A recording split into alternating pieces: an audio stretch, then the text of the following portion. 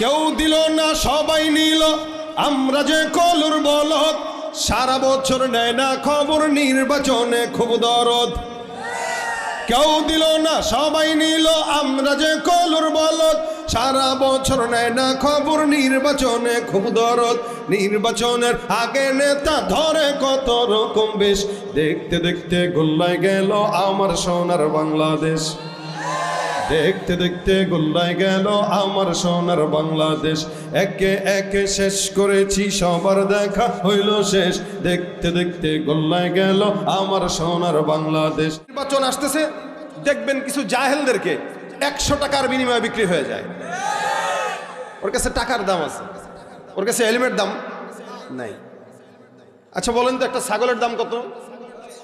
হ্যাঁ, আপনার একটা ছাগল কত দিয়ে কিনেন? 10,000-এর নিচে আসেনি? নাই।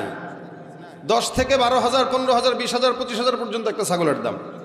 একটা গরুর দাম 50 থেকে 1 লাখ টাকা পর্যন্ত, কি ঠিক না? ছাগলের দামও 10,000 টাকা মিনিমাম। একটা দেশি মুরগি কিনতে গেলেও 1,000 টাকা লাগে। কিন্তু এই নির্বাচনের সময় আহাম্মকগুলারে কিনতে 100 টাকার বেশি লাগে না। এগুলো ছাগলের চাইতে অধম, কথা বলেন ঠিক কিনা? কেউ দিল না সবাই নিল, আমরা যে কলুর বলদ, সারা বছর নেয় না খবর, নির্বাচনে খুব দরদ। কেউ দিল না সবাই নিল, আমরা যে কলুর বলদ, সারা বছর নেয় না খবর, নির্বাচনে খুব দরদ। নির্বাচনের আগে নেতা ধরে কত রকম বেশ, দেখতে দেখতে গোল্লায় গেল আমার সোনার বাংলাদেশ। দেখতে দেখতে গোল্লায় গেল আমার সোনার বাংলাদেশ। একে একে শেষ করেছি, সবার দেখা হইল শেষ। দেখতে দেখতে গোল্লায় গেল আমার সোনার বাংলাদেশ। দেখতে দেখতে গোল্লায় গেল আমার সোনার, দেখতে দেখতে গোল্লায় গেল।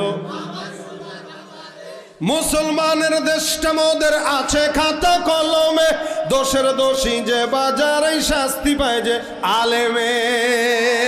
আরে মুসলমানের দেশটা মোদের আছে খাতা কলমে, দোষের দোষী যে বাজারে শাস্তি পায় যে আলেমে। ওরা ইসলাম বেচেই ক্ষমতাটা পাকাপোক্ত করে বেশ, ইসলাম বেচেই ক্ষমতাটা পাকাপোক্ত করে বেশ। দেখতে দেখতে গোল্লায় গেল, দেখতে দেখতে গোল্লায় গেল আমার। একে একে শেষ করেছি, সবার দেখা হইল শেষ। দেখতে দেখতে গোল্লায় গেল। বড় বড় নেতা কর্মী আছে যারা এমপি মন্ত্রীও, কিন্তু স্টেজে উঠলে দেখবেন স্লোগান দেওয়ার আগে, বক্তব্য দেওয়ার আগে কয় আউযুবিল্লাহি মিনাশ শাইতানির রাজিম বিসমিল্লাহির রহমানির রহিম। আছে না নাই? বড় নেতা, কিন্তু কোরআন পড়তে পারে না। সারা জিন্দেগি একটা আয়াত চর্চা করতে করতে যায়, কি আল্লাযী ইউওয়াসউইসু ফি সুদুরিন নাস। এক আয়াত পড়তেই জিন্দেগি বরবাদ হয়ে গেছে, শুদ্ধ করতে পারে নাই। কেমনে পারবে? নফস অপবিত্র, জবান অপবিত্র, যার কারণে নফসেও কোরআন ঢুকে না, জবান দিয়েও কোরআন বের হয় না। কিন্তু একটা 5 বছরের বাচ্চাকে দেন, এত সুন্দর করে পড়বে, আপনি নিজে পাগল হয়ে যাবেন। কারণ অন্তর পরিচ্ছন্ন, এই কারণে কোরআনকে আল্লাহ দ্রুত ঢুকায় দেয়। দুনিয়ার কোনো শিক্ষার ব্যাপারে নফস পবিত্র হওয়ার কোনো শর্ত নাই, কিন্তু কোরআনের শিক্ষা অর্জন করতে গেলে নফস পবিত্র হওয়া দরকার, আছে না নাই? এটা গুনাহগারের অন্তরে যায় না, এটা গুনাহগারের অন্তরে ঢুকে না। ইমাম শাফি রহমতুল্লাহর নাম শুনেছেন আপনারা? একজন ইমাম ছিলেন, 4 ইমামের। ইমাম শাফি রহমতুল্লাহ আলাই, উনার জেহেন এত সবল ছিল, কোন জিনিস একবার পড়লে 40 বছর মনে থাকতো। জোরে বলেন সুবহানাল্লাহ। 40 আমাদের থাকেনি কারো 40 বছর।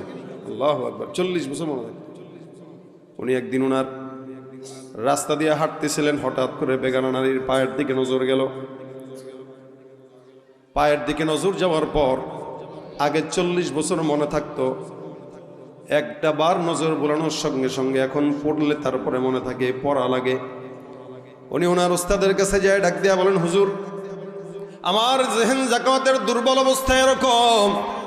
ওনার ওস্তাদ হযরত ওয়াকি রহমতুল্লাহ আলাইহি ইমাম শাফি রহমতুল্লাহ আলাইহিকে বলেন, শুনো। ইমাম শাফি বলেন, আমার ওস্তাদ আমাকে যেই নসিহতটা করেছে, আমি বিশ্ববাসীর জন্য সেই নসিহত রেখে গেলাম। শাকাউতু ইলা ওয়াকিইন সুআ হিফজি ফাআওসানি ইলা তারকিল মাসি।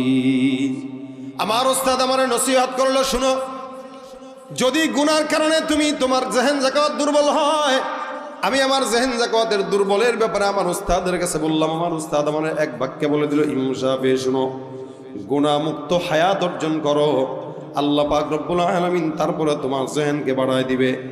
এটাই তোমার থেকে আমার তরফ থেকে নসিহত। কেন জানো? ফাইন্নাল ইলমা নূরুম মিন ইলাহি ওয়া নূরুল্লাহি লা ইউতা লিআসি। উনার উস্তাদ ডাক দেয়া বলেন, কারণ ইলমটা আল্লাহ পাক গুনাহগারের অন্তরে দেন না, কারণ এটা আল্লাহ পাকের ওহীর নূর। ফাইন্নাল ইলমা নূরুম মিন ইলাহি, এটা আল্লাহর তরফ থেকে একটা নূর। ওয়া নূরুল্লাহি লা ইউতা লিআসি, এই নূরটা এমন একটা দামি জিনিস যেটা আল্লাহ পাক রব্বুল আলামিন কোন গুনাহগারের অন্তরের মধ্যে ঢুকায় না। তার মানে কোরআন যে গুনাহ করবে তার কলবের মধ্যে কোরআন ঢুকে না। যেই বান্দা যত নিষ্পাপ থাকবে আল্লাহ পাক তার বয়স 60 বছর হইলেও তার হাফেজে কোরআন হওয়ার যোগ্যতা দিয়ে দিবেন। সুবহানাল্লাহ।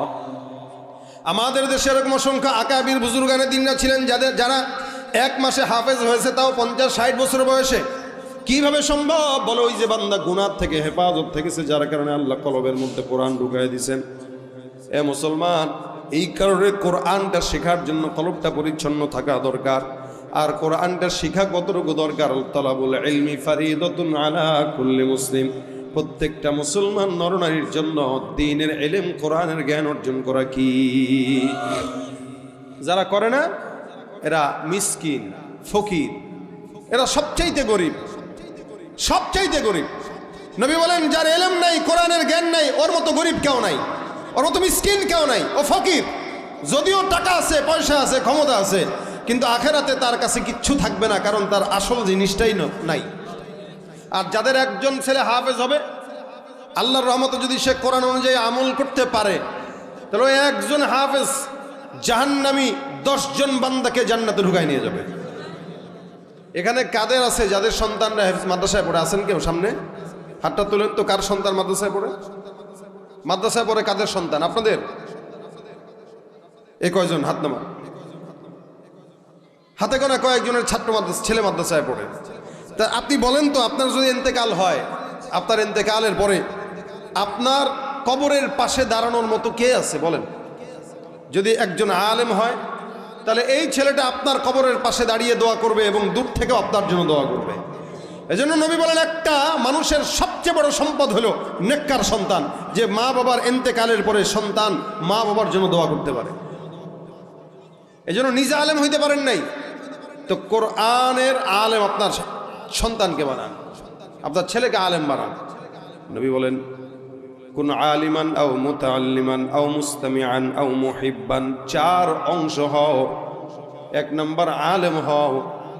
এ মুসলমান, আলেম হবেন, পণ্ডিত হবেন, অথবা পণ্ডিত শিখাবেন, শিখবেন, শিখতেই থাকবেন, অথবা আলেম যারা আছে, কোরআনের জ্ঞান যারা আছে তাদের কথা শ্রবণ করবেন, নতুবা কোরআনের ওলামা একরামদেরকে মহব্বত করবেন। যদি কোনো ইমানদার মুমিন বান্দা কোনো আলেমে দিন হাফিজ কোরআনের সঙ্গে, কোরআনওয়ালার সঙ্গে মহব্বত রাখে, আল্লাহ পাক রব্বুল আলামিন তাকে মহব্বতের কারণে জান্নাত আলেমদের সঙ্গেই দিয়ে দিবে। মহব্বতের কারণে মানুষ জান্নাতে যায়। কোরআনের কারণে একটা আলেমের দাম, ভাই আমার দাম আমার চামড়ার কারণে না, আমার সিনায় কোরআনের কারণে। স্বর্ণ যেরকম পলিথিন দিয়ে কেউ বিক্রি করে না, এটার জন্য আলাদা বক্স বানায়, দামি বক্স। ওই বক্সের দাম স্বর্ণের কারণে, স্বর্ণের দাম বক্সের কারণে নয়, বরং ভিতরে স্বর্ণ ঢুকবে এই কারণে তার দাম বেশি। একটা হাফেজ আর আলেমের দাম তার কারণে না, বরং কোরআন তার সিনায় আছে এই কারণে তার দাম বেশি। এ কারণে আল্লাহ বলেন, যার ভিতরে কোরআন থাকবে, ওই কোরআনওয়ালাকে যদি কেউ মহব্বত করে, আমি তাকেও তার সাথে জান্নাত দিয়ে দেব। মহব্বত দামি, যার সঙ্গে আল্লাহ পাক রব্বুল আলামিন আচরণ ভালো করে। আব্দুল্লাহ ইবনে মুবারক রাহমাতুল্লাহ আলাইহি বহুত বড় একজন আল্লাহওয়ালা বুজুর্গ, ওনার ঘটনা বর্ণনা করি শুনেন। আব্দুল্লাহ ইবনে মুবারক রাহমাতুল্লাহ আলাইহি অনেক বড় একজন হাফেজ ছিলেন, অনেক বড় লোক, ধনীও ছিলেন। ওনার বাড়ির পাশে একটা কামারের বাসা ছিল। কামার এই কামারটা মূর্খ মানুষ, কিন্তু কামারটা আব্দুল্লাহ ইবনে মুবারককে মহব্বত করতেন। আব্দুল্লাহ ইবনে মুবারক রাহমাতুল্লাহ আলাইহি কত বড় লোক ছিলেন দেখেন, প্রত্যেক বছর 1000 হাজী সাহেব নিজের টাকায় হজ করাইতেন। সুবহানাল্লাহ। 1000 কয়জন? 1000। আমরা তো গরিব, নিজেরাই করতে পারি না। সারা জিন্দেগি টাকা জমায় 60 বছরে একবার হজ করি, আর উনি 1000 মানুষকে হজ করাইতেন। এবং 1000 মানুষের যত বাজার সদাই সব উনি নিজে করে দিতেন। কত ধনী ছিলেন, ওনাদের দিনও ছিল, দুনিয়াও ছিল। আব্দুল্লাহ ইবনে মুবারক রাহমাতুল্লাহ আলাইহি ইন্তেকাল যখন হয়েছে, উনি প্রত্যেক রাত্রিতে না জীবিত অবস্থায় প্রতি রাতে 1 খতম কোরআন এশার থেকে নিয়ে ফজর পর্যন্ত তাহাজ্জুদের নামাজে দিতেন। সুবহানাল্লাহ, আসতে বললেন। আপনাদের কাছে এটা খুব সহজ মনে হইল না? 1 রাতে খতম দিতে পারবেন আপনারা? পারবেন? আমরা তো 1 রাতে 10 পারাও পড়তে পারবো না। মানে বললাম 1 রাতে বাদ কি, সারা রমজানেও তো 1 খতম দিতে পারি না আমরা আমাদের হালতেই। উনি প্রতি রাতে 1 খতম দিতেন তাহাজ্জুদের নামাজে দাঁড়ায়। তো ওনার ইন্তেকাল হওয়ার পরে ওনার পাশে একটা খাদেম ঘুমাইছে। ইন্তেকালের পরে খাদেম ঘুমাইছে। ঘুমের ভিতরে খাদেম স্বপ্ন দেখে বিশাল বড় জান্নাত, এই জান্নাতের ভিতরে বিশাল বড় উঁচু উঁচু প্রাসাদ দেখা যায়। ওই জান্নাতের ভিতরে হুরগেলমানদেরকে দেখা যায় ছোট ছোট। জান্নাতের বিশাল বড় নিয়ামত। খাদেমটা স্বপ্নের ভিতরে তাকায় দেখে চতুর্দিকে নিয়ামত রেখে মাঝখানে আব্দুল্লাহ ইবনে মুবারক রাহমাতুল্লাহ আলাইহি ঘোরাফেরা করতেছে, জান্নাতের নিয়ামত ভোগ করতেছে, নিয়ামত খাইতেছে। আর জান্নাতের নিয়ামত খাইতেছেন, তার পাশে ওই যে কামারের বাসাটা ছিল, সেই কামার কেউ দেখা যায়। আব্দুল্লাহ ইবনে মুবারক যে জান্নাতে গেছে, ওই জান্নাতে কামার কেউ দেখা যায়। এবার খাদেম ঘুমের ভিতরে স্বপ্নের ভিতরে প্রশ্ন করলো, আল্লাহওয়ালা, আল্লাহ পাক রব্বুল আলামিন আপনার সঙ্গে কেমন মুআমালা করলো? আব্দুল্লাহ ইবনে মুবারক রাহমাতুল্লাহ আলাইহি বলেন, আমার আল্লাহ পাক রব্বুল আলামিন আমার সঙ্গে উত্তম মুআমালা করলেন। আমি কোরআনের হাফেজ হওয়ার কারণে আল্লাহ পাক আমাকে কোরআনকে সাক্ষী রাখা আমাকে বিশাল বড় জান্নাতের নিয়ামত দিয়ে দিয়েছেন। আল্লাহ নবী ডাক দেয়া বলে, কোরআন তেলাওয়াতকারী বান্দাকে আল্লাহ পাক কিয়ামতের ময়দানে বলবে, ইকরা ওয়ারতাকি ওয়ারাত্তিল কামা কুনতা তুরাত্তিলু ফিদ দুনিয়া। এ হাফেজ কোরআনের দল, একটা একটা করে কোরআনের আয়াত তেলাওয়াত করো। আমি আল্লাহ পাক রব্বুল আলামিন বললাম, ফাতিহা থেকে শুরু করবা, নাস পর্যন্ত একটা একটা আয়াত করে পড়বা। আমি আল্লাহ পাক রব্বুল আলামিন তুমি যেই জায়গায় শেষ করবা, আমি আল্লাহ জান্নাতে তোমার প্রাসাদটার উঁচু তলাটাও সেই পর্যন্ত ছোঁয়ায় দেব। সুবহানাল্লাহ। আমার আল্লাহ পাক রব্বুল আলামিন কত সম্মান দিবেন। একটা হাফেজে কোরআন যদি 6600 আয়াত পড়ে, আল্লাহ পাক 6600 তলার বিশিষ্ট জান্নাতে প্রাসাদ দান করে দিবেন। সুবহানাল্লাহ। এ মুসলমান, আব্দুল্লাহ ইবনে মুবারক বিশাল বড় জান্নাত পাইল। খাদেম জিজ্ঞাসা করলো, আল্লাহ পাক রব্বুল আলামিন কেমন মুআমালা করছে? উত্তম মুআমালা করছেন। খাদেম ঘুম থেকে জেগে গেল। জাগার পরে এবার চিন্তা করলো, ওই যে কামারটাকে দেখলাম জান্নাতে, কামারটা কে? এই কামারটা মূর্খ মানুষ ছিল, তারপরেও এত আমল কেমনে করলো? আব্দুল্লাহ ইবনে মুবারক রাহমাতুল্লাহ আলাইহি খাদেম দৌড় দিয়া কামারের বাসায় চলে যায়। কামারের বাসায় যে ঠোকা দিয়া দেখে ঘরের ভিতরে তার বিবি। তার বিবিকে জিজ্ঞাসা করলো, এ মহিষে নারী, মহিষী নারী, এমন আল্লাহওয়ালা স্বামীর বউ তুমি নিজেও জানো না তোমার স্বামী কত আল্লাহ পাকের প্রিয়। আমি তোমার কাছে একটা প্রশ্ন করতে চাই, তোমার স্বামীর এমন কোন আমল আছে যে আমলের কারণে আল্লাহ পাক রব্বুল আলামিন তোমার স্বামীকে জান্নাত দান করে মাফ করে দিয়েছেন? এবার তার বিবি ডাক দিয়ে বলে, আমার স্বামীকে আমি তেমন কোনো আমল করতে দেখতাম না, তবে আমার স্বামীর 2টা ইবাদত আমার নজরে পড়তো। 1 নম্বর, আমার স্বামীকে আমি দেখতাম উনি তো মূর্খ মানুষ ছিল, তেলাওয়াত জানতো না, কোরআন জানতো না, নামাজ কোনো মতে পড়তো। তবে আমার স্বামীর 2টা গুণ ছিল। কয়টা? এই 2টা গুণ একটু মাথায় ঢুকেন। একটা মূর্খ মানুষ, কামারের বিবি ডাক দেয়া বলতেছে আমার স্বামীর 2টা গুণ। 1 নাম্বার, আমার স্বামীকে আমি কোনোদিন নামাজে অবহেলা দেখি নাই। আজান হতে দেরি হয়, আমার স্বামী কোনোদিন মসজিদে যেতে দেরি করে নাই। এমন হয়ে গেছে একদিন 1000 দিনারের একটা ব্যবসায়ী চুক্তি আমার স্বামীর কাছে আসছে। 1000 দিনার দিবে, মালগুলা নিবে।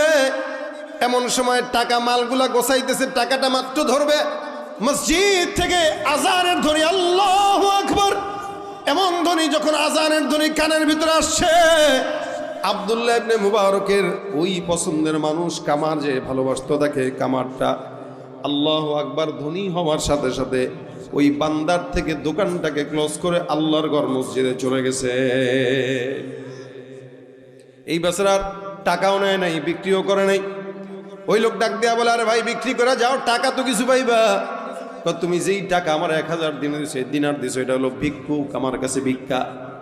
তুমি জানো না তোমার 1000 দিনারের চাইতে আমার মাওলা পাকের ডাক আমার কাছে অনেক পছন্দের। আমাদের ভিতরে দুর্বলতা, যার কারণে আমরা আজানের সঙ্গে সঙ্গে মসজিদে যেতে পারি না। কিন্তু কেউ যদি আজানের সঙ্গে সঙ্গে মসজিদে যায়, আমার আল্লাহর তরফ থেকে আলাদাভাবে বান্দার জন্য নেয়ামত বরাদ্দ। আমার বান্দার 1 নম্বর গুণ হলো আজানের সঙ্গে সঙ্গে মসজিদে যাওয়া। 2 নম্বরে এই লোকটার 2 নম্বর গুণ ছিল, প্রত্যেক দিন রাত্রিবেলা আব্দুল্লাহ ইবনে মুবারক তার ঘরের ছাদের মধ্যে দাঁড়ায় দাঁড়ায় কোরআন তেলাওয়াত করতেন। নামাজের ভিতরে যখন কোরআন তেলাওয়াত করতেন, আমার স্বামীকে আমি দেখতাম তাহাজ্জুদের সময় জাগতো, আর আব্দুল্লাহ ইবনে মুবারক দিয়ে তাকায় বলতো, মালিক আমার মতো নালায়েক না খান্দা কেউ নাই।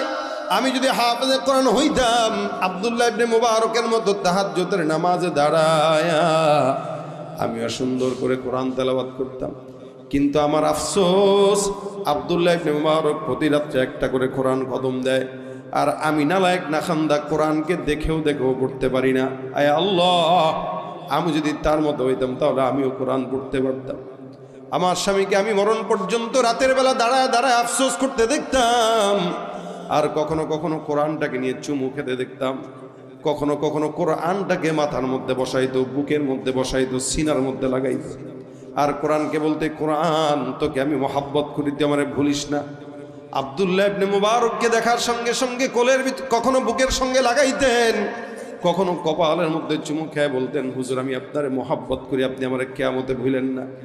ওয়াহিব্বুস সালিহিনা ওয়ালাস্তু মিনহুম লাআল্লাল্লাহা ইয়ারযুকুনি সালাহা। আল্লাহর নবীর কাছে এক সাহাবী একবার এসে ডাক দেয়া বলে, ইয়া রাসূলুল্লাহ, আমার কাছে আবু বকরের মতো ইলম নাই, আমল নাই, ওমরের মতো আমল নাই। হে পয়গম্বর, আমার মতো আবু বকরের মতো আমল নাই, ওমরের মতো আমল নাই, আলীর মতো ওসমানের মতো আমল নাই। ইয়া রাসূলুল্লাহ, আমি যে জান্নাত পাবো কি দিয়া পাবো জানি না। নবী ডাক দেয়া বলেন, তাহলে তোমার কাছে কি আছে? সাহাবী ডাক দেয়া বলে, পয়গম্বর আমার কাছে আপনার মহব্বত আছে। আল্লাহর নবী বলেন, ইন্নাকা মা'a মান আহবাবতা, তোমার মহব্বত যার সঙ্গে থাকবে আল্লাহ তার সঙ্গে তোমাকে জান্নাত দিয়ে দিবে। জান্নাত চির সুখেরই ঘর, জান্নাত চির সুখেরই ঘর, ওগো জানতে যদি তুমি, মায়া ঘেরা রঙিন পৃথিবী নয় তো সুখের খনি। জান্নাত পেতে চাই তো ইনশাআল্লাহ। এ আল্লাহর বান্দার বিবি ডাক দিয়া বলে, আমার স্বামীকে আমি সবসময় আফসোস করতে দেখতাম, কোরআন তেলাওয়াত না জানার কারণে আল্লাহর বান্দা আফসোস করতো, আর আলেমদেরকে মহব্বত করতো। ওই খাদেম ডাক দিয়া বলে, আমার বোঝার কোনো বাকি নাই, আপনার স্বামী নামাজে যত্নবান ছিল আর কোরআনকে মহব্বত করতো, যদিও কোরআন পারতো না। যার কারণে আজকে রাত্রে আমি ঘুমের ভিতরে স্বপ্ন দেখলাম, আপনার স্বামীকে আল্লাহর বান্দা আব্দুল্লাহ ইবনে মুবারকের সঙ্গে একই জান্নাতে বসবাস করার সুযোগ দিয়ে দিয়েছেন। সুবহানাল্লাহ। এ মুসলমান নবীর উম্মত, এই কারণে কোরআনওয়ালাকে মহব্বত করা। নবী ডাক দিয়া বলেন, হয়তো তুমি কথা শ্রবণ করো, আলেমরা কোরআন হাদিস থেকে যে সমস্ত বয়ান করে এগুলো শোনো, নয়তো আলেমদেরকে মহব্বত করো। খবরদার, ওয়ালা তাকুন খামিসান, তোমরা 5 নম্বর হয় না, আলেম বিদ্বেষী হয় না। আলেম বিদ্বেষী যারা হয় তাদের জন্মেও ঠিক নাই, তারা যার সন্তান হয়ে থাকে অনেক সময়। ইমাম আযম আবু হানিফা রাহমাতুল্লাহি আলাইহি একবার ওনার কিছু ওলামা একরামদেরকে নিয়ে একটা ইলমি মজলিসে বসা। নাম শুনছেন তো? ইমাম আযম আবু হানিফা তাবেঈ ছিলেন, রাসূলের সাহাবা একরামদের থেকে হাদিস বর্ণনা করেন সরাসরি।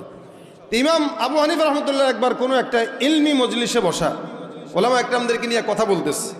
পাশে কিছু ছেলেপেলেরা, এরা ফুটবল খেলতেছে, যুবকরা ফুটবল খেলতেছে। তো বলটা গড়ায় এসা এনাদের মজমার মাঝখানে পড়ছে। এখন কোনো খেলাধুলা করতেছে, বল এসা মাঝখানে পড়ছে মনে করেন। তো পড়ার পরে অন্যান্য যেই যুবক, একটারও সাহস নাই যে মাঝখান থেকে বলটা আনবে। এত বড় হুজুর বসা, কেমনে যায় বল আনে, পেরেশানিতে পড়ে গেছে, কেউ আসতে পারে না। এই বলটা কেমনে নিবে কেমনে নিবে কেমনে নিবে। এখন হুট করে কিছুক্ষণ পরে একটা ছেলে ওনাদের কাঁধ ঢাঙায় আইসা বলটা নিয়ে দৌড় মারছে। ইমাম আজম আবু হানিফা বলতেছে এই ছেলের জন্মের ঠিক নাই। কি বলছে? এই ছেলের জন্মের ঠিক নাই। ওনার পার্শ্ববর্তী আলেমরা বলতেছে হযরত আপনি এটা কি বললেন, আপনি কি জানেন এই ব্যাপারে? ইমাম আজম আবু হানিফা রাহমাতুল্লাহ বলতেছে আমার জানা লাগবে না, আমি যেটা বলেছি এটাই রাইট, তুমি খোঁজ নিয়ে দেখো এই ছেলের জারজ সন্তান। তো ওলামা একরামরা ওখান থেকে উঠে এই সবগুলো ছেলেপেলের খোঁজ খবর নিল। অবশেষে দেখা গেল যে এই ছেলেটা মাঝখান দিয়ে এসে ওই বেয়াদবি করে বলটা নিয়ে গেছে, এর মা বাজারে নিজে টাকার বিনিময়ে পতিতাবৃত্তিগিরি করে, তার মানে বোঝা গেল এই ছেলেটা আসলেই জারজ সন্তান। এটা ওলামা একরামদের তাজরিবা।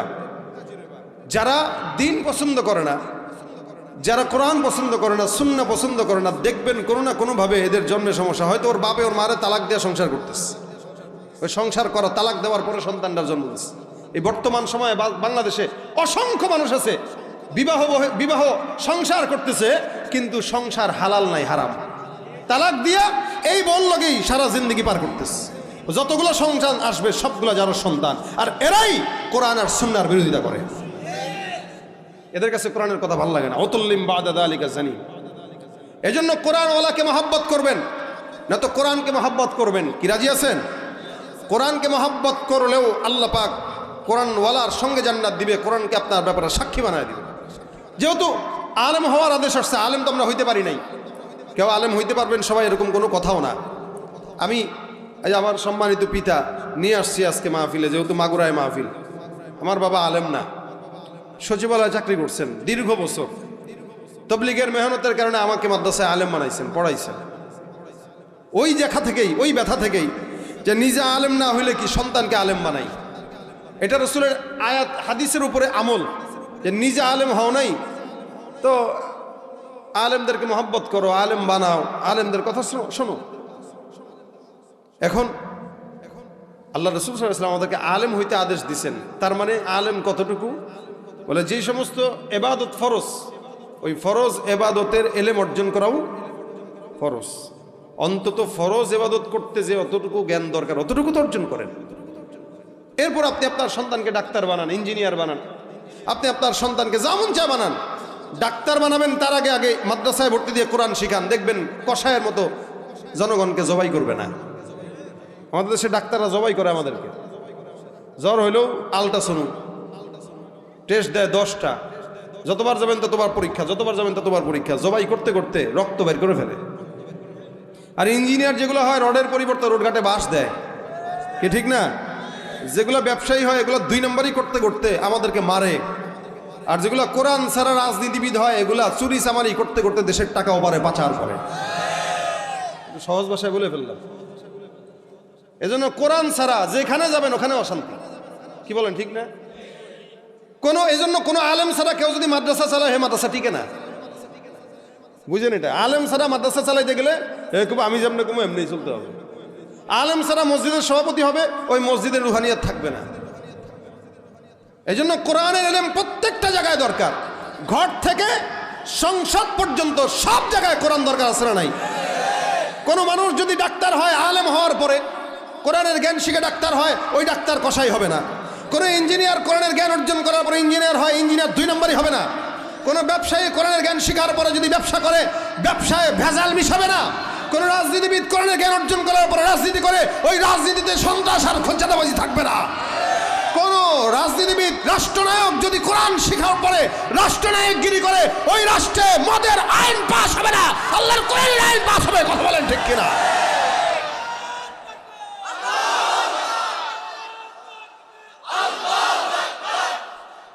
সব কিছুর সমাধান আল্লাহ কোরআনে দিয়েছেন কি দেন নাই?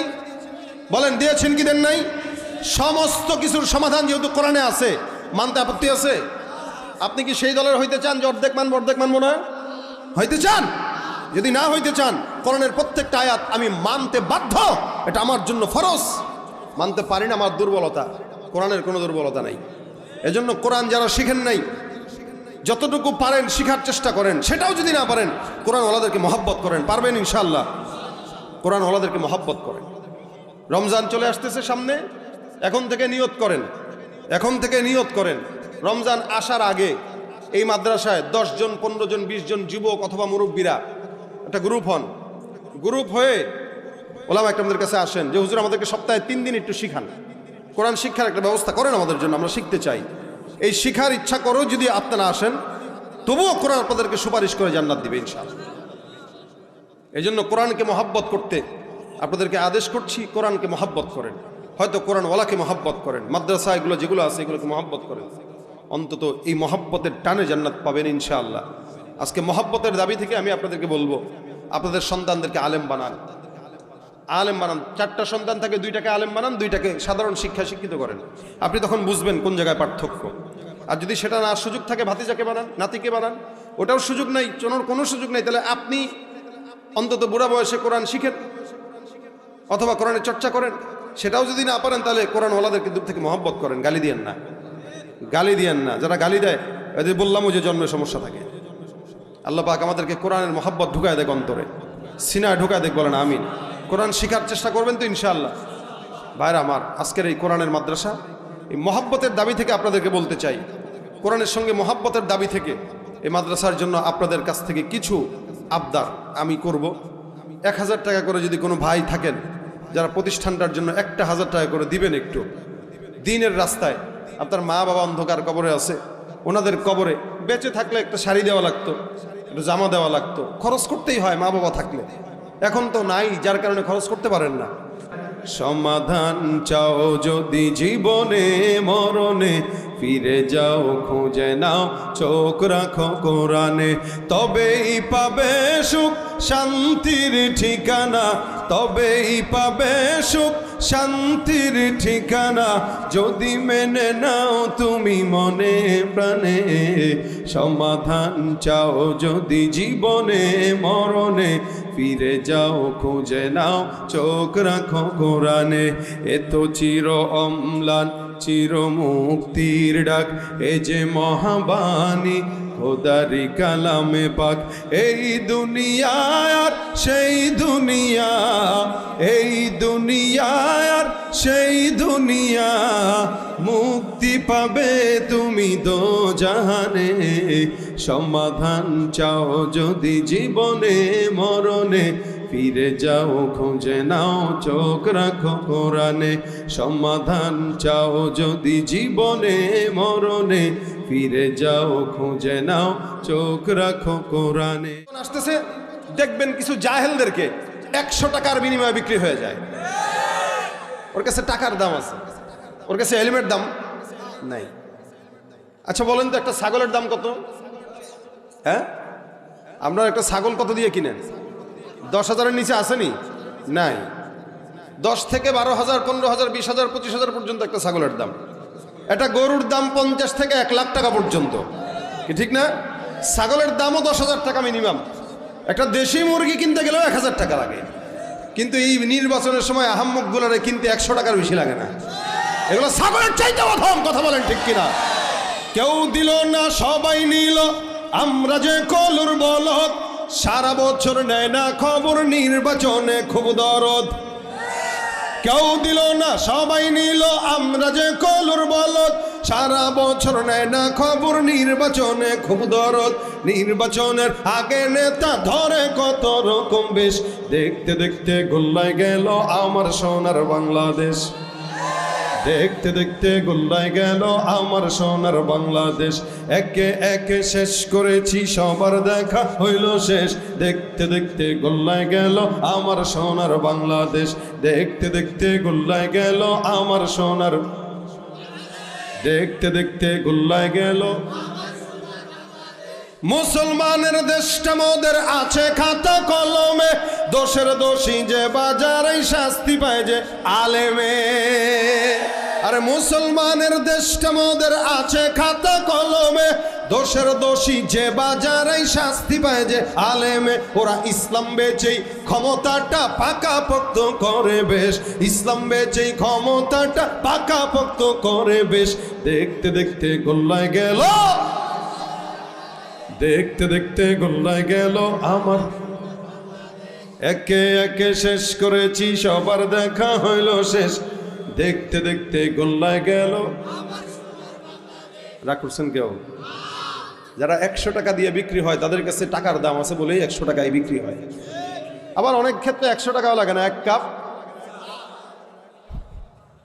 লানা ইলমুন ওয়ালিল জুহালি মাল, আমাদের আছে এলেম, তাদের আছে তাদের সম্পদ।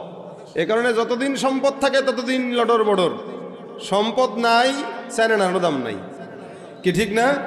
যতদিন ক্ষমতা ছিল ততদিন দাম ছিল, এখন ক্ষমতা নাই, বেরো হইতে পারে না। ভাই সম্পদ আর ক্ষমতা এরকমই, কিন্তু ইলম ইয়াবকা, এটা কিয়ামত পর্যন্ত বাকি থাকে।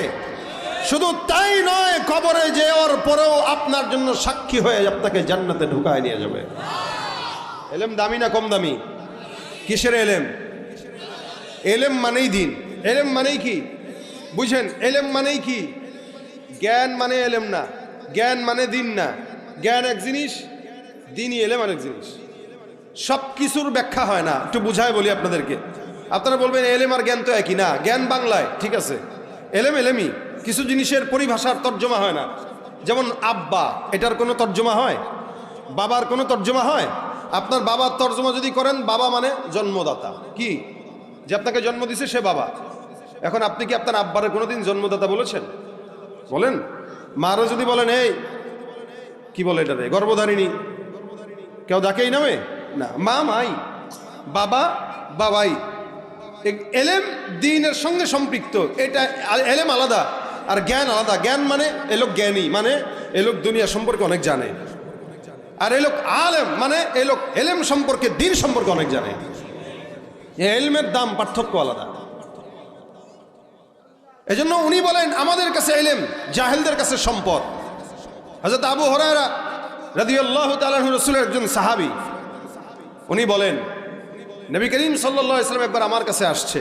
কথা বুঝতেছেন? শুনছেন? কষ্ট হচ্ছে? বলেন আল্লাহু আকবার, জবান খুলে আল্লাহু আকবার। কিছু কিছু কথাই যে বলে ফেলছি মাঝখানে, কষ্ট নিয়েন না। কি বলেন ঠিক না? এগুলো বলতে হয়, এগুলো বলতে হয়।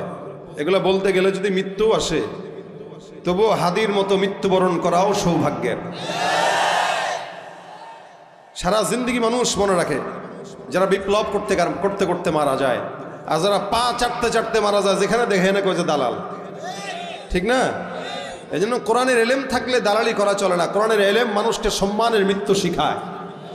যাদের কাছে জ্ঞান নাই তারা জাহেল, তাদের কাছে 100 টাকার দাম, আর আমাদের কাছে এলেমের দাম।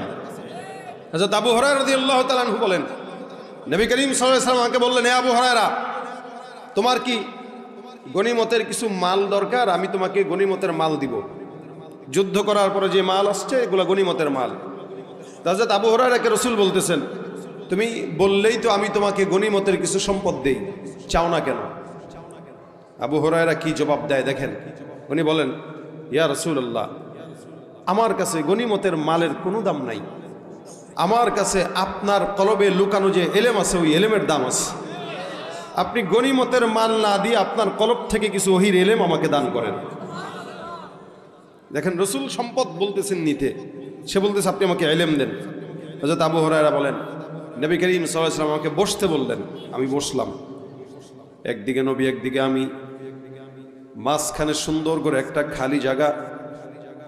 আবু হুরায়রা রাদিয়াল্লাহু তাআলা আনহু বর্ণনা করেন, আল্লাহর নবী আমাকে আদেশ দেয়া দেয়, হে আবু হুরায়রা, তোমার গায়ে জড়ানো যেই চাদর, এই চাদরটাকে তুমি সুন্দর করে মাঝখানে বিছিয়ে দাও। আমি আমার চাদরটা আল্লাহর নবী আর আমার মাঝামাঝি জায়গায় বিছায় দিলাম। চাদরটা বিছানোর পর পয়গম্বর আরবি মুহাম্মদুর রাসূলুল্লাহ সাল্লাল্লাহু আলাইহি ওয়াসাল্লাম কি যেন পড়লেন। পড়ার পরে আমাকে আল্লাহর নবী ডাক দেয়া কয়, আবু হুরায়রা, এই চাদরটাকে তুমি ভাঁজ করে সুন্দর করে তোমার বুকের সঙ্গে জড়ায় ধরো। আল্লাহর নবীর কথা অনুযায়ী চাদরটা আমি ভাঁজ করলাম আর আমার সিনার সঙ্গে জড়ায় ধরলাম। আল্লাহর কসম, নবী করিম সাল্লাল্লাহু আলাইহি ওয়াসাল্লামের দোয়ার বরকতে, আল্লাহর নবীর রুহানি ফয়েজার বরকতে আমি চাদরটা বুকে জড়ানোর সঙ্গে সঙ্গে সেদিন থেকে আল্লাহ পাক আমার সিনার মধ্যে ইলমের নূর বেশি দান করে দিয়েছেন। সিনার থেকে সিনা ইলমটা আল্লাহ পাক রব্বুল আলামিন ঢুকায় দেয়। আমার আল্লাহ পাক রব্বুল আলামিন কোরআনটাকে নিজে শিক্ষক হয়ে আমার পয়গম্বরকে শিখায়। আল্লাহ নবী ডাক দিয়ে বলেন, আল্লামানি রব্বি ফাআহসানা তা'লিমা ওয়া আদাবানি রব্বি ফাআহসানা তা'দীবা। আল্লাহ নবী ডাক দিয়ে বলেন, আমি তো ইলম জানতাম না, আমার আল্লাহ পাক রব্বুল আলামিন শিক্ষক হয়ে আমাকে আল্লাহ পাক কোরআনের ইলম শিখিয়ে দিয়েছেন। আর আমি আদব জানতাম না, আমার আল্লাহ পাক রব্বুল আলামিন আমাকে নিজে আদব শিক্ষা দিয়েছেন। সুবহানাল্লাহ। আমার আল্লাহ ডাক দেয়া বলেন, নাযালা বিহির রূহুল আমিন। এ পয়গম্বর, আমি আল্লাহ পাক রব্বুল আলামিন ওই লাউহে মাহফুজ থেকে কোরআনটাকে জিবরিল ফেরেশতার মাধ্যমে নাজিল করলাম। নাজিল করে এটা কোথায় রাখলাম? বলে আলা কলবিক, আপনার কলবের মধ্যে বসায় দিলাম। কোথায় বসাইছে? কি বসাইছে? কোরআন। কোরআনটাকে আল্লাহ পাক রব্বুল আলামিন কলবে বসায় দিয়েছেন। আল্লাহ পাক রব্বুল আলামিন এটাকে দামি জিনিস বানাইছেন, যার কারণে দামি জায়গায় রেখে দিয়েছেন। কলবে থাকে কে? আল্লাহ। কে থাকে? মুমিনের কলবে আল্লাহ পাক রব্বুল আলামিনের বসবাস। এ মুসলমান, আল্লাহ পাক রব্বুল আলামিন সেই কলবের ভিতরে কোরআন দিছে, যার কারণে আল্লাহ পাক সিনার থেকে সিনাটা কলব কোরআনকে বসায় দিছে। যত নবীদেরকে আল্লাহ পাক রব্বুল আলামিন কিতাব দিয়েছেন, মূসা বলেন, ঈসা বলেন, জাকারিয়া বলেন, ইউসুফ বলেন, ইব্রাহিম বলেন, মূসা, সব নবীদেরকে আল্লাহ পাক রব্বুল আলামিন কিতাব যখন দেয় হাতের মধ্যে ধরায় দেয়।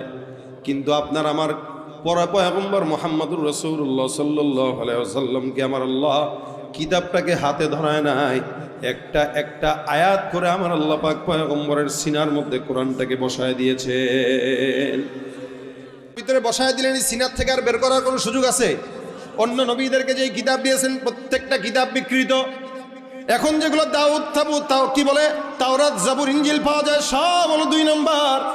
একটা কিতাবও আকর্ষণীয় নাই, একটা কিতাবও আসল নাই, সব নকল হয়ে গেছে। কিন্তু এই কোরআনটাকে আল্লাহ পাক 1000 বছর পার হয়ে গেল, একটা নোক্তাকেও কোনো বেঈমানের বাচ্চা উপর থেকে নিচে নামাইতে পারে না। আল্লাহ পাক ডাক দিয়া বলেন, ইন্না নাহনু নাযালনা যিকরা ওয়া ইন্না লাহু লাহাফিজুন।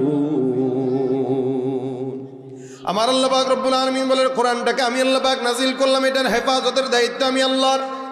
এটা যদি আমি আল্লাহ পাক রব্বুল আলামিন পাহাড়কে দিতাম, আল্লাহ পাক ডাক দিয়া বলেন, লাউ আনজালনা হাযাল কুরআন আলা জাবাল লারাইতাহু খাশিআন মুতাসাদ্দিআ মিন খাশিয়াতিল্লাহ।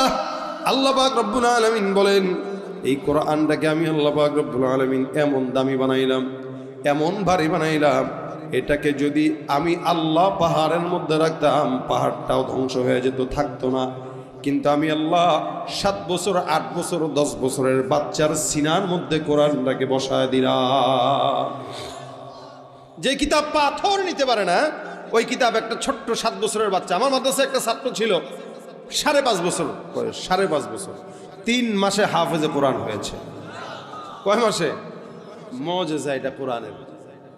আপনি একটা কবিতা পড়েন তো, পারলে দেখি, ছোটবেলায় যেগুলো পড়ছেন এগুলো বলেন তো, মনে আছে? ছোটবেলায় কবিতা পড়ছেন তো অনেক। এখন যদি বলি বলেন একটা কবিতা বলেন, 4 লাইন পরে আটকা যাবেন, এলেম নাই আর। কিন্তু আলহামদুলিল্লাহ হাফেজ হয়েছি, প্রায় 25 বছর হয়ে যাচ্ছে। এই যে এতগুলা বছর হয়ে গেল হাফেজ হইলাম, এখনো পর্যন্ত তো সেই কোরআনটা সিনার ভিতরে আল্লাহ পাক রাখছে, আলহামদুলিল্লাহ। এটাই কোরআনের মুজিজা। আল্লাহ পাক কোরআনটাকে সবার অন্তরে দেয় না, খুব বুঝেন। ডাক্তার হইতে, ইঞ্জিনিয়ার হইতে মানুষের 30, 35, 40 বছর পার হয়। এই 30-40 বছরে কি কোনো বান্দা গুনাহ করে কি করে না? বয়স যখন বাড়ে গুনাহও বাড়ে, বয়সের সঙ্গে সঙ্গে মানুষের গুনাহ বাড়ে। এই জন্য ইঞ্জিনিয়ার ডাক্তার হইতে তার গুনাহ করার সত্ত্বেও সে হইতে পারে। কিন্তু একটা হাফেজে কোরআনকে কোনো জায়গায় দেখবেন না যে 40 বছরে যে হাফেজ হয়েছে, হয় না। প্রত্যেকটা হাফেজে কোরআন এরা 10 থেকে 12-13 বছরের ভিতরে হাফেজ হয়ে যায়। এটা কেন? আল্লাহ পাক কোরআনে হেফজ করার জন্য একটা শর্ত দিয়েছেন, সেটা হলো নফসকে পবিত্র রাখতে হয়। যার অন্তর যত পরিচ্ছন্ন, তার কলবে তত কোরআন ঢুকে যায়। যার অন্তর যত নাপাক ওই অন্তরে কোরআন ঢুকে না। এই কারণে আমাদের দেশে অনেক বড় বড় নেতা কর্মী আছে যারা এমপি মন্ত্রীও, কিন্তু স্টেজে উঠলে দেখবেন স্লোগান দেওয়ার আগে, বক্তব্য দেওয়ার আগে কয় আউযুবিল্লাহি মিনাশ শাইতানির রাজিম বিসমিল্লাহির রহমানির রহিম। আছে না নাই? বড় নেতা কিন্তু কোরআন পড়তে পারে না, সারা জিন্দেগি একটা আয়াত চর্চা করতে করতে যায়, কি আল্লাযী ইউওয়াসউইসু ফি সুদুরিন নাস।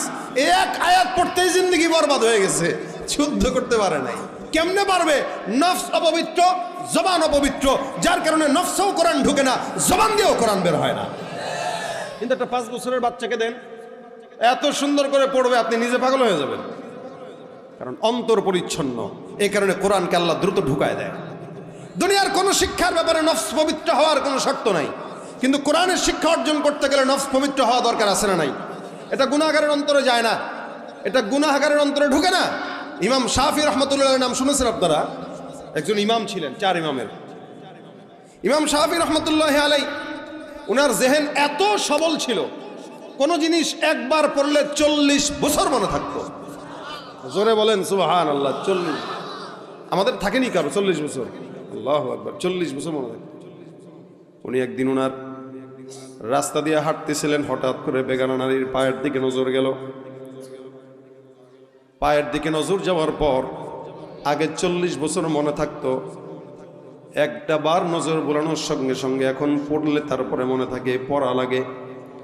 উনি ওনার ওস্তাদের কাছে যায়, ডাক দিয়া বলেন, হুজুর আমার জেহেন জাকাতের দুর্বল অবস্থা এরকম। ওনার ওস্তাদ হযরত ওয়াকি রহমতুল্লাহ আলাইহি ইমাম শাফি রহমতুল্লাহ আলাইহিকে বলেন, শুনো। ইমাম শাফি বলেন, আমার ওস্তাদ আমাকে যেই নসিহতটা করেছে আমি বিশ্ববাসীর জন্য সেই নসিহত রেখে গেলাম।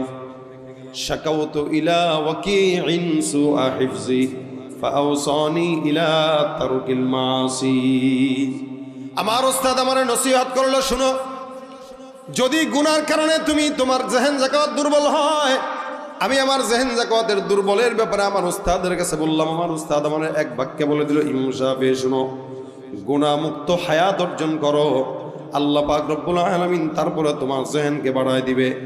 এটাই তোমার থেকে আমার তরফ থেকে নসিহত। কেন জানো? ফাইন্নাল ইলমা নূরুম মিন ইলাহি ওয়া নূরুল্লাহি লা ইউতা লিআসি। উনার ওস্তাদ ডাক দেয়া বলেন, কারণ ইলমটা আল্লাহ পাক গুনাহগারের অন্তরে দেন না, কারণ এটা আল্লাহ পাকের ওহীর নূর। ফাইন্নাল ইলমা নূরুম মিন ইলাহি, এটা আল্লাহর তরফ থেকে একটা নূর। ওয়া নূরুল্লাহি লা ইউতা লিআসি, এই নূরটা এমন একটা দামি জিনিস যেটা আল্লাহ পাক রব্বুল আলামিন কোন গুনাহগারের অন্তরের মধ্যে ঢুকায় না। তার মানে কোরআন যে গুনাহ করবে তার কলবের মধ্যে কোরআন ঢুকে না। যেই বান্দা যত নিষ্পাপ থাকবে আল্লাহ পাক তার বয়স 60 বছর হইলেও তারে হাফেজে কোরআন হওয়ার যোগ্যতা দিয়ে দিবেন। সুবহানাল্লাহ। আমাদের দেশে এরকম অসংখ্য আকাবির বুজুর্গানে দিনরা ছিলেন যারা 1 মাসে হাফেজ হয়েছে, তাও 50-60 বছর বয়সে। কিভাবে সম্ভব? বলো, ওই যে বান্দা গুনাহ থেকে হেফাজত থেকেছে, যার কারণে আল্লাহ কলবের মধ্যে কোরআন ঢুকায় দিয়েছেন। এ মুসলমান, এই কারণে কোরআনটা শেখার জন্য কলবটা পরিচ্ছন্ন থাকা দরকার। আর কোরআনটা শিখা কতটুকু দরকার? তালাবুল ইলমি ফারিদাতুন আলা কুল্লি মুসলিম। প্রত্যেকটা মুসলমান নরনারীর জন্য দ্বীনের ইলম, কোরআনের জ্ঞান অর্জন করা কি। যারা করে না এরা মিসকিন, ফকির, এরা সবচাইতে গরিব, সবচাইতে গরিব। নবী বলেন, যার ইলম নাই, কোরআনের জ্ঞান নাই, ওর মতো গরিব কেউ নাই, ওর মতো মিসকিন কেউ নাই, ও ফকির। যদিও টাকা আছে, পয়সা আছে, ক্ষমতা আছে, কিন্তু আখেরাতে তার কাছে কিচ্ছু থাকবে না, কারণ তার আসল জিনিসটাই নাই। আর যাদের একজন ছেলে হাফেজ হবে, আল্লাহর রহমতে যদি সে কোরআন অনুযায়ী আমল করতে পারে, তাহলে ওই একজন হাফেজ জাহান্নামী 10 জন বান্দাকে জান্নাতে ঢুকায় নিয়ে যাবে। এখানে কাদের আছে যাদের সন্তানরা মাদ্রাসায় পড়ে? আছেন কেউ? সামনে হাতটা তুলেন তো, কার সন্তান মাদ্রাসায় পড়ে? মাদ্রাসায় পড়ে কাদের সন্তান আপনাদের? এই কয়জন? হাত নামা। হাতে গোনা কয়েকজনের ছাত্র ছেলে মাদ্রাসায় পড়ে। তা আপনি বলেন তো, আপনার যদি ইন্তেকাল হয়, আপনার ইন্তেকালের পরে আপনার কবরের পাশে দাঁড়ানোর মতো কে আছে বলেন? যদি একজন আলেম হয়, তাহলে এই ছেলেটা আপনার কবরের পাশে দাঁড়িয়ে দোয়া করবে এবং দূর থেকেও আপনার জন্য দোয়া করবে। এজন্য নবী বলেন, একটা মানুষের সবচেয়ে বড় সম্পদ হলো নেককার সন্তান, যে মা বাবার ইন্তেকালের পরে সন্তান মা বাবার জন্য দোয়া করতে পারে। এজন্য নিজে আলেম হইতে পারেন নাই, তো কোরআনের আলেম আপনার সন্তানকে বানান, আপনার ছেলেকে আলেম বানান। নবী বলেন কুন আলিমান আও মুতাআল্লিমান আও মুস্তামিআন আও মুহিব্বান, 4 অংশ হও। 1 নম্বর আলেম হও। এ মুসলমান, আলেম হবেন, পণ্ডিত হবেন, অথবা পণ্ডিত শিখাবেন, শিখবেন, শিখতেই থাকবেন, অথবা আলেম যারা আছে, কোরআনের জ্ঞান যারা আছে তাদের কথা শ্রবণ করবেন, নতুবা কোরআনের ওলামা একরামদেরকে মহব্বত করবেন। যদি কোনো ইমানদার মুমিন বান্দা কোনো আলেমে দিন হাফিজে কোরআনের সঙ্গে, কোরআনওয়ালার সঙ্গে মহব্বত রাখে, আল্লাহ পাক রব্বুল আলামিন তাকে মহব্বতের কারণে জান্নাত আলেমদের সঙ্গেই দিয়ে দিবে। মহব্বতের কারণে মানুষ জান্নাতে যায়। কোরআনের কারণে একটা আলেমের দাম, ভাই আমার দাম আমার চামড়ার কারণে না, আমার সিনায় কোরআনের কারণে। স্বর্ণ যেরকম পলিথিন দিয়ে কেউ বিক্রি করে না, এটার জন্য আলাদা বক্স বানায়, দামি বক্স। ওই বক্সের দাম স্বর্ণের কারণে, স্বর্ণের দাম বক্সের কারণে নয়, বরং ভিতরে স্বর্ণ ঢুকবে এই কারণে তার দাম বেশি। একটা হাফেজ আর আলেমের দাম তার কারণে না, বরং কোরআন তার সিনায় আছে এই কারণে তার দাম বেশি। এই কারণে আল্লাহ বলেন যার ভিতরে কোরআন থাকবে, ওই কোরআনওয়ালাকে যদি কেউ মহব্বত করে আমি তাকেও তার সাথে জান্নাত দিয়ে দেব। মহব্বত দামি যার সঙ্গে আল্লাহ পাক রব্বুল আলামিন আচরণ ভালো করে। আব্দুল্লাহ ইবনে মুবারক রাহমাতুল্লাহ আলাইহি বহুত বড় একজন আল্লাহওয়ালা বুজুর্গ, ওনার ঘটনা বর্ণনা করি শুনেন। আব্দুল্লাহ ইবনে মুবারক রাহমাতুল্লাহ আলাইহি অনেক বড় একজন হাফেজ ছিলেন, অনেক বড় লোক, ধনীও ছিলেন। ওনার বাড়ির পাশে একটা কামারের বাসা ছিল, কামার। এই কামারটা মূর্খ মানুষ, কিন্তু কামারটা আব্দুল্লাহ ইবনে মুবারককে মহব্বত করতেন।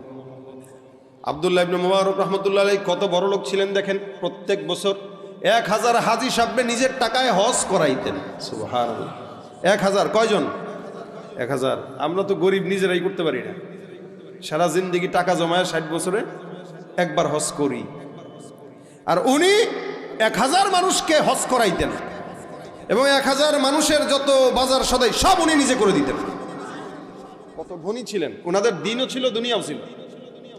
আব্দুল্লাহ ইবনে মুবারক রাহমাতুল্লাহ আলাইহি ইন্তেকাল যখন হয়েছে, উনি প্রত্যেক রাত্রিতে, না জীবিত অবস্থায় প্রতি রাতে 1 খতম কোরআন এশার থেকে নিয়ে ফজর পর্যন্ত তাহাজ্জুদের নামাজে দিতেন। সুবহানাল্লাহ, আসতে বললেন। আপনাদের কাছে এটা খুব সহজ মনে হইল না? 1 রাতে খতম দিতে পারবেন আপনারা? পারবেন?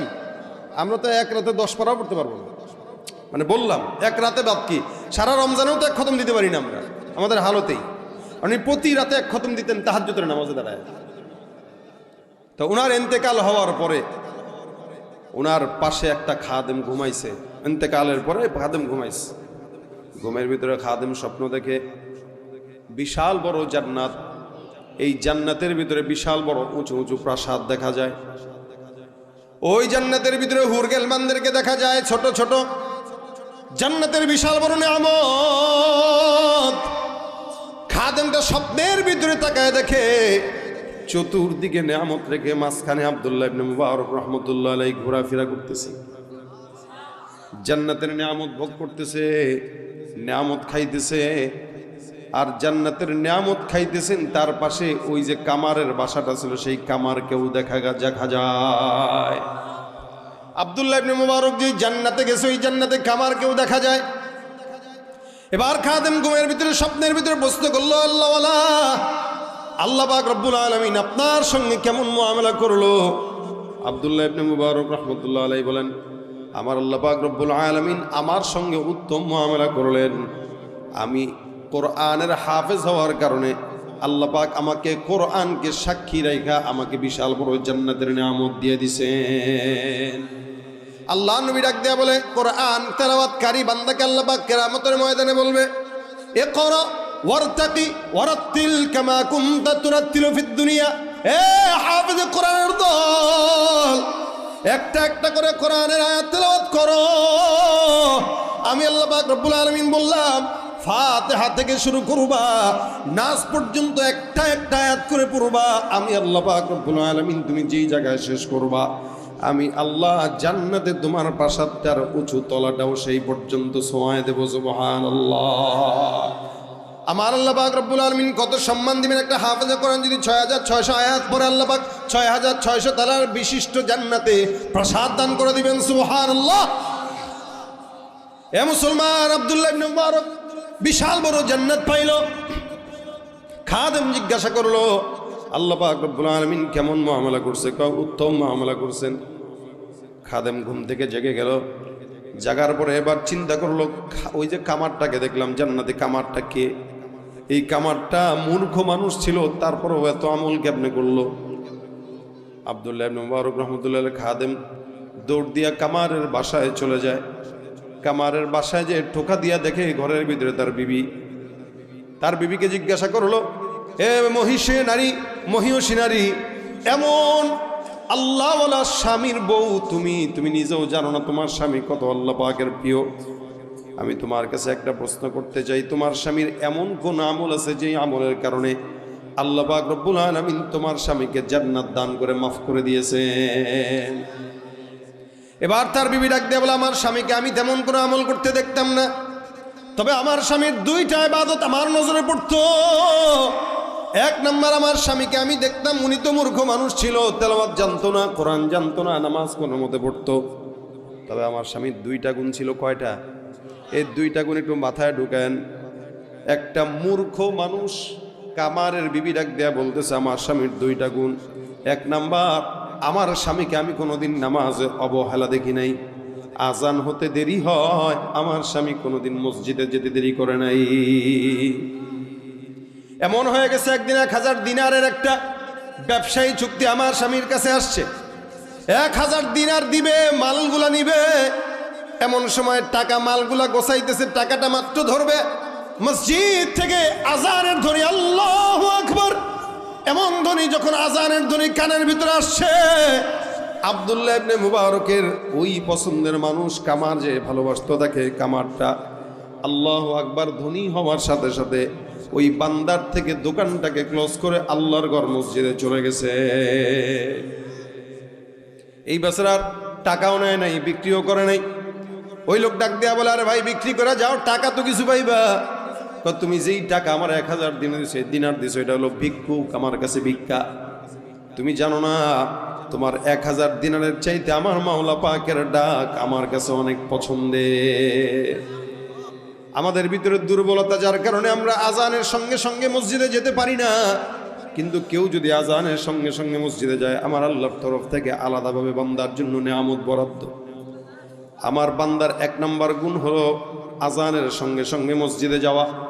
2 নম্বরে এই লোকটার 2 নম্বর গুণ ছিল, প্রত্যেক দিন রাত্রিবেলা আব্দুল্লাহ ইবনে মুবারক তার ঘরের ছাদের মধ্যে দাঁড়ায় দাঁড়ায় কোরআন তেলাওয়াত করতেন। নামাজের ভিতরে যখন কোরআন তেলাওয়াত করতেন, আমার স্বামীকে আমি দেখতাম তাহাজ্জুদের সময় জাগতো, আর আব্দুল্লাহ ইবনে মুবারকের দিকে তাকায় বলতো, মালিক আমার মতো নালায়েক না খান্দা কেউ নাই। আমি যদি হাফেজে কোরআন হইতাম, আব্দুল্লাহ ইবনে মুবারকের মতো তাহাজ্জুদের নামাজে দাঁড়ায়া আমিও সুন্দর করে কোরআন তেলাওয়াত করতাম। কিন্তু আমার আফসোস, আব্দুল্লাহ ইবনে মুবারক প্রতি রাত্রে একটা করে কোরআন কদম দেয়, আর আমি নালায়েক না খান্দা কোরআনকে দেখেও পড়তে পারি না। আয় আল্লাহ, আমি যদি তার মতো হইতাম তাহলে আমিও কোরআন পড়তে পারতাম। আমার স্বামীকে আমি মরণ পর্যন্ত রাতের বেলা দাঁড়ায় দাঁড়ায় আফসোস করতে দেখতাম, আর কখনো কখনো কোরআনটাকে নিয়ে চুমু খেতে দেখতাম। কখনো কখনো কোরআনটাকে মাথার মধ্যে বসাইতো, বুকের মধ্যে বসাইতো, সিনার মধ্যে লাগাইতো, আর কোরআনকে বলতে, কোরআন তোকে আমি মহাব্বত করি, তুই আমারে ভুলিস না। আব্দুল্লাহ ইবনে মুবারককে দেখার সঙ্গে সঙ্গে কোলের কখনো বুকের সঙ্গে লাগাইতেন, কখনো কপালের মধ্যে চুমু খেয়ে বলতেন, হুজুর আমি আপনারে মহাব্বত করি, আপনি আমারে কিয়ামতে ভুলেন না। ওয়াহিব্বুস সালিহিনা ওয়ালাস্তু মিনহুম লাআল্লাল্লাহা ইয়ারযুকুনি সালাহা। আল্লাহর নবীর কাছে এক সাহাবী একবার এসে ডাক দেয়া বলে, ইয়া রাসূলুল্লাহ, আমার কাছে আবু বকরের মতো ইলম নাই, আমল নাই, ওমরের মতো আমল নাই। হে পয়গম্বর, আমার মতো আবু বকরের মতো আমল নাই, ওমরের মতো আমল নাই, আলীর মতো ওসমানের মতো আমল নাই। ইয়া রাসূলুল্লাহ, আমি যে জান্নাত পাবো কি দিয়া পাবো জানি না। নবী ডাক দেয়া বলেন, তাহলে তোমার কাছে কি আছে? সাহাবী ডাক দেয়া বলে, পয়গম্বর আমার কাছে আপনার মহব্বত আছে, আল্লাহর নবী বলেন ইন্নাকা মা'a মান আহবাবতা, তোমার মহব্বত যার সঙ্গে থাকবে আল্লাহ তার সঙ্গে তোমাকে জান্নাত দিয়ে দিবে। জান্নাত চির সুখেরই ঘর, জান্নাত চির সুখেরই ঘর, ওগো জানতে যদি তুমি মায়া ঘেরা রঙিন পৃথিবী নয় তো সুখের খনি। জান্নাত পেতে চাই তো ইনশাআল্লাহ। এ আল্লাহর বান্দার বিবি ডাক দিয়া বলে, আমার স্বামীকে আমি সবসময় আফসোস করতে দেখতাম, কোরআন তেলাওয়াত না জানার কারণে আল্লাহর বান্দা আফসোস করতো আর আলেমদেরকে মহব্বত করতো। ওই খাদেম ডাক দিয়া বলে, আমার বোঝার কোনো বাকি নাই, আপনার স্বামী নামাজে যত্নবান ছিল আর কোরআনকে মহব্বত করতো, যদিও কোরআন পারতো না। যার কারণে আজকে রাত্রে আমি ঘুমের ভিতরে স্বপ্ন দেখলাম আপনার স্বামীকে আল্লাহর বান্দা আব্দুল্লাহ ইবনে মুবারকের সঙ্গে একই জান্নাতে বসবাস করার সুযোগ দিয়ে দিয়েছেন। সুবহানাল্লাহ। এ মুসলমান নবীর উম্মত, এই কারণে কোরআনওয়ালাকে মহব্বত করা। নবী ডাক দিয়া বলেন, হয়তো তুমি কথা শ্রবণ করো, আলেমরা কোরআন হাদিস থেকে যে সমস্ত বয়ান করে এগুলো শোনো, নয়তো আলেমদেরকে মহব্বত করো। খবরদার ওয়ালা তাকুন খামিসান, তোমরা 5 নম্বর হয় না, আলেম বিদ্বেষী হয় না। আলেম বিদ্বেষী যারা হয় তাদের জন্মেও ঠিক নাই, তারা যারও সন্তান হয়ে থাকে অনেক সময়। ইমাম আযম আবু হানিফা রাহমাতুল্লাহি আলাইহি একবার ওনার কিছু ওলামা একরামদেরকে নিয়ে একটা ইলমি মজলিসে বসা। নাম শুনছেন তো? ইমাম আযম আবু হানিফা তাবেঈ ছিলেন, রাসূলের সাহাবা একরামদের থেকে হাদিস বর্ণনা করেন সরাসরি। ইমাম আবু হানিফা রহমতুল্লাহ একবার কোনো একটা ইলমি মজলিসে বসা, ওলামা একরামদেরকে নিয়ে কথা বলতেছে। পাশে কিছু ছেলেপেলেরা, এরা ফুটবল খেলতেছে, যুবকরা ফুটবল খেলতেছে। তো বলটা গড়ায় এসা এনাদের মজমার মাঝখানে পড়ছে। এখন কোনো খেলাধুলা করতেছে, বল এসা মাঝখানে পড়ছে মনে করেন। তো পড়ার পরে অন্যান্য যে যুবক একটারও সাহস নাই যে মাঝখান থেকে বলটা আনবে।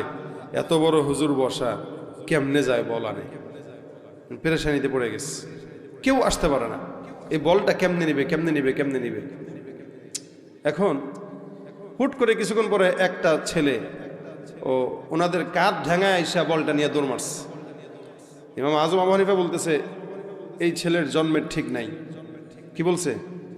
এই ছেলের জন্মের ঠিক নাই। ওনার পার্শ্ববর্তী আলেমরা বলতেছে, হযরত আপনি এটা কি বললেন? আপনি কি জানেন এই ব্যাপারে? ইমাম আযম আবু হানিফা রাহমাতুল্লাহ বলতেছে, আমার জানা লাগবে না, আমি যেটা বলেছি এটাই রাইট, তুমি খোঁজ নিয়ে দেখো এই ছেলে যারও সন্তান। তো ওলামা একরামরা ওখান থেকে উঠে এই সবগুলো ছেলেপেলের খোঁজ খবর নিল। অবশেষে দেখা গেল যে এই ছেলেটা মাঝখান দিয়ে এসে ওই বেয়াদবি করে বলটা নিয়ে গেছে। এর মা বাজারে নিজে টাকার বিনিময়ে পতিতাবৃত্তিগিরি করে, তার মানে বোঝা গেল এই ছেলেটা আসলেই যারও সন্তান। এটা ওলামা একরামদের তাজরিবা। যারা দিন পছন্দ করে না, যারা কোরআন পছন্দ করে না, সুন্নাহ পছন্দ করে না, দেখবেন কোনো না কোনোভাবে এদের জন্মে সমস্যা। হয়তো ওর বাপে ওর মারে তালাক দিয়ে সংসার করতেছে, ওই সংসার করা তালাক দেওয়ার পরে সন্তানটার জন্ম দিচ্ছে। এই বর্তমান সময়ে বাংলাদেশে অসংখ্য মানুষ আছে বিবাহ সংসার করতেছে, কিন্তু সংসার হালাল নাই, হারাম। তালাক দিয়া এই বল লগেই সারা জিন্দগি পার করতেছে। যতগুলো সন্তান আসবে সবগুলো যারও সন্তান, আর এরাই কোরআন আর সুন্নাহর বিরোধিতা করে। এদের কাছে কোরআনের কথা ভালো লাগে না। অতুল্লিম বাদা যালিকা জানি। এজন্য কোরআনওয়ালাকে মহব্বত করবেন, না তো কোরআনকে মহব্বত করবেন। কি রাজি আছেন? কোরআনকে মহব্বত করলেও আল্লাহ পাক কোরআনওয়ালার সঙ্গে জান্নাত দিবে, কোরআনকে আপনার ব্যাপারে সাক্ষী বানায় দিবে। যেহেতু আলেম হওয়ার আদেশ আসছে, আলেম তো আমরা হইতে পারি নাই, কেউ আলেম হইতে পারবেন সবাই এরকম কোনো কথাও না। আমি আমার সম্মানিত পিতা নিয়ে আসছি আজকে মাহফিলে, যেহেতু মাগুরায় মাহফিল। আমার বাবা আলেম না, সচিবালয়ে চাকরি করছেন দীর্ঘ বছর। তবলিগের মেহনতের কারণে আমাকে মাদ্রাসায় আলেম বানাইছেন, পড়াইছেন। ওই দেখা থেকেই, ওই ব্যথা থেকেই যে নিজে আলেম না হইলে কি সন্তানকে আলেম বানাই। এটা রাসূলের আয়াত হাদিসের উপরে আমল, যে নিজে আলেম হও নাই তো আলেমদেরকে মহব্বত করো, আলেম বানাও, আলেমদের কথা শোনো। এখন আল্লাহ রাসূল সাল্লাল্লাহু আলাইহি ওয়াসাল্লাম আমাদেরকে আলেম হইতে আদেশ দিয়েছেন। তার মানে আলেম কতটুকু? বলে যেই সমস্ত ইবাদত ফরজ, ওই ফরজ ইবাদতের ইলম অর্জন করাও ফরজ।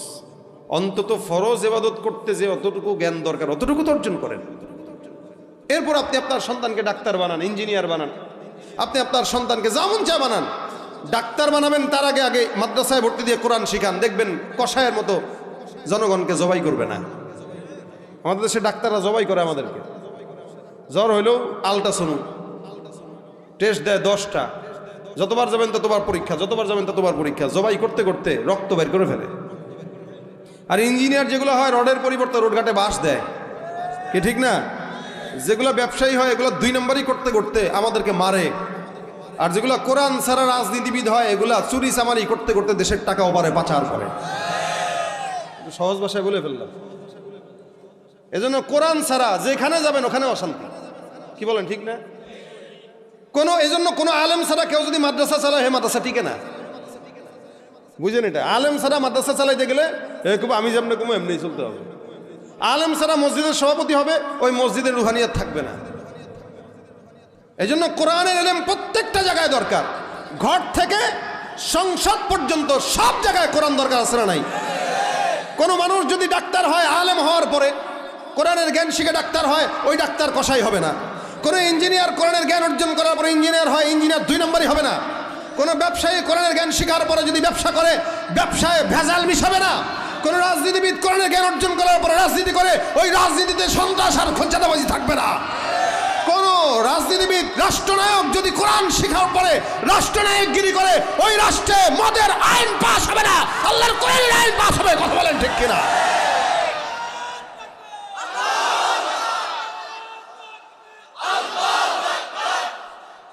সব কিছুর সমাধান আল্লাহ কোরআনে দিয়েছেন কি দেন নাই? বলেন দিয়েছেন কি দেন নাই? সমস্ত কিছুর সমাধান যেহেতু কোরআনে আছে, মানতে আপত্তি আছে? আপনি কি সেই দলের হইতে চান যে অর্ধেক মানবো অর্ধেক মানবো না? হইতে চান? যদি না হইতে চান, কোরআনের প্রত্যেকটা আয়াত আমি মানতে বাধ্য, এটা আমার জন্য ফরজ। মানতে পারি না, আমার দুর্বলতা। কোরআনের কোনো দুর্বলতা নাই। এজন্য কোরআন যারা শিখেন নাই, যতটুকু পারেন শিখার চেষ্টা করেন। সেটাও যদি না পারেন, কোরআন ওয়ালাদেরকে মহব্বত করেন। পারবেন ইনশাআল্লাহ? কোরআন ওয়ালাদেরকে মহব্বত করেন। রমজান চলে আসতেছে সামনে, এখন থেকে নিয়ত করেন, এখন থেকে নিয়ত করেন রমজান আসার আগে এই মাদ্রাসায় 10 জন 15 জন 20 জন যুবক অথবা মুরব্বীরা একটা গ্রুপ হন। গ্রুপ হয়ে ওলামা একরামদের কাছে আসেন যে হুজুর আমাদেরকে সপ্তাহে 3 দিন একটু শিখান, কোরআন শিক্ষার একটা ব্যবস্থা করেন আমাদের জন্য, আমরা শিখতে চাই। এই শিখার ইচ্ছা করেও যদি আপনারা আসেন, তবুও কোরআন আপনাদেরকে সুপারিশ করে জান্নাত দিবে ইনশাআল্লাহ। এই জন্য কোরআনকে মহব্বত করতে আপনাদেরকে আদেশ করছি, কোরআনকে মহব্বত করেন। হয়তো কোরআন ওয়ালাকে মহব্বত করেন, মাদ্রাসা এগুলো যেগুলো আছে এগুলোকে মহব্বত করেন। অন্তত এই মহব্বতের টানে জান্নাত পাবেন ইনশাআল্লাহ। আজকে মহব্বতের দাবি থেকে আমি আপনাদেরকে বলবো, আপনাদের সন্তানদেরকে আলেম বানান, আলেম বানান। 4টা সন্তান থাকে, 2টাকে আলেম বানান, 2টাকে সাধারণ শিক্ষা শিক্ষিত করেন। আপনি তখন বুঝবেন কোন জায়গায় পার্থক্য।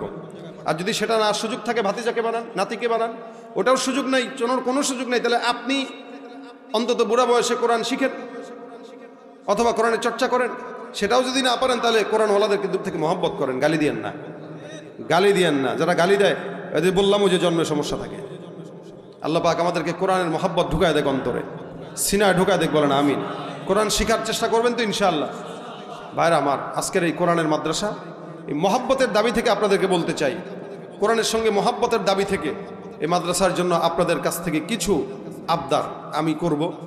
1000 টাকা করে যদি কোনো ভাই থাকেন যারা প্রতিষ্ঠানটার জন্য 1000 টাকা করে দিবেন, একটু দিনের রাস্তায়, আপনার মা বাবা অন্ধকার কবরে আছে, ওনাদের কবরে বেঁচে থাকলে একটা শাড়ি দেওয়া লাগতো, একটু জামা দেওয়া লাগতো, খরচ করতেই হয় মা বাবা থাকলে। এখন তো নাই, যার কারণে খরচ করতে পারেন না।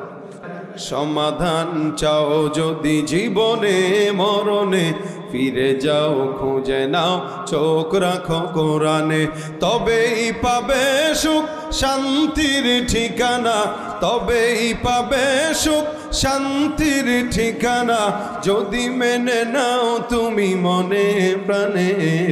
সমাধান চাও যদি জীবনে মরণে, ফিরে যাও খুঁজে নাও, চোখ রাখো কোরআনে।